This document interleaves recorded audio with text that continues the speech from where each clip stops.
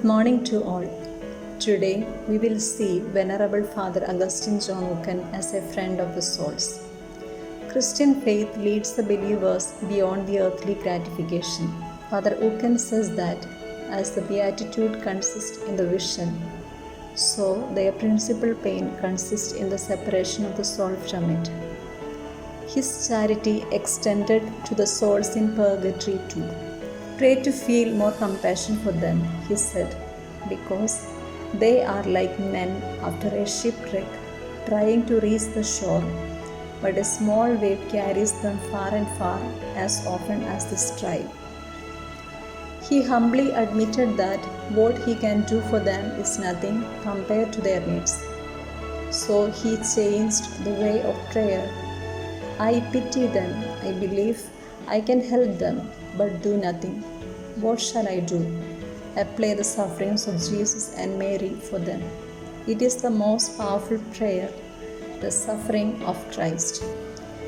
It was out of love for Jesus that he worked for the salvation of souls.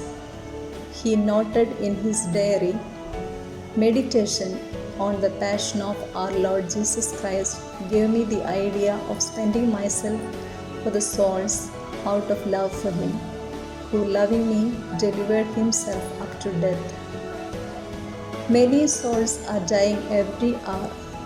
Our prayers and sacrifices are essential for their salvation.